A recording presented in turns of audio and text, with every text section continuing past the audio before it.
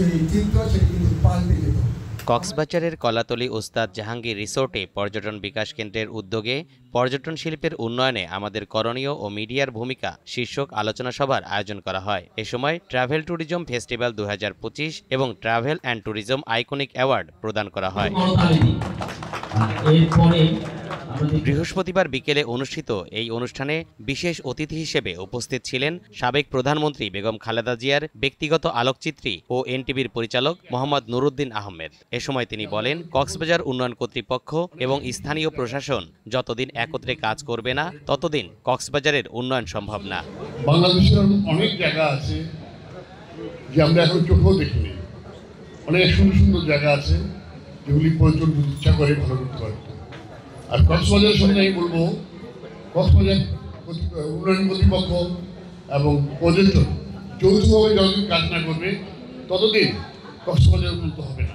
তিনি আরো বলেন, আমরা সচেতন হলেই কক্সবাজার আরো সুন্দর হবে। আসলে সরকারের কিছু হবে না যদি আমরা সচেতন না হই। আজকে আমরা যদি সবাই একটা বন্ধ হই, নিশ্চয়ই এই কক্সবাজার সমুদ্র আরো সুন্দর হবে, সেগুলো সুন্দর হবে, পর্যটকরা আসবে। কি দেখে কিছু দেখতে পাই না। আমি অনুরোধ করবো আজকের আয়োজক যারা আছেন তারা এবং কক্সবাজার কর্তৃপক্ষ এবং পর্যটন কর্পোরেশন যৌথভাবে মিটিং করেন, এটার প্রতি আন্দোলন করতে হলে আন্দোলন করেন, কারণ এটার মধ্যে যদি আমাদের সফলতা না আসে আর কোনো কিছু আসবে না। Television journalist forum of Bangladesh এর সহযোগিতায় আয়োজিত অনুষ্ঠানে বক্তব্য রাখেন চিত্রনায়ক Jahangir Alam, US Bangla general manager Kamrul Islam, Dhaka বিশ্ববিদ্যালয়ের শিক্ষক প্রফেসর ডক্টর হামিদা খানম, টিজেএফবির সভাপতি রেদওয়ান খন্দকার ও সালাম মাহমুদ সহ অন্যান্যরা। তারা কক্সবাজারের পর্যটন উন্নয়নে মেইন ড্রাইভ সড়ককে 4 লেন করার পরামর্শ দেন, একই সাথে সরকারের সুদৃষ্টি কামনা করেন।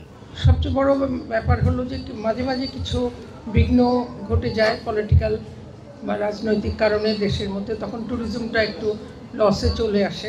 তো আমি আশা করবো যে আপনারা এখানে যারা আছেন, পর্যটনকে যারা আরও বেশি সম্প্রসারণের ব্যাপারে নিয়ে চিন্তা করেন, কিংবা যারা মনে করেন যে আসলে আমাদের এখানে শুধুমাত্র দেশের যারা আছে তারা নয়, বিদেশি পর্যটক আসবে, তাহলে আপনারা সর্বপ্রথম যেটা এই যে মেরিন ড্রাইভের আমরা গল্প শুনে লাভ নেই, আমাদের যে রাস্তাটা আছে সেই রাস্তাটা যেন 4 লেন হয়। আপনারা জানেন এই হোটেল এবং রিসোর্ট মিলে কক্সবাজারের 5 শতাধিক আছে।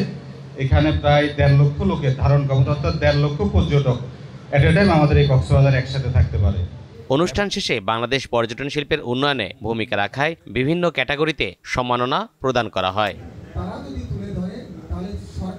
তরিকুল ইসলাম, এনটিভি অনলাইন। শিক্ষক প্রাণী বিজ্ঞান সোসাইটি।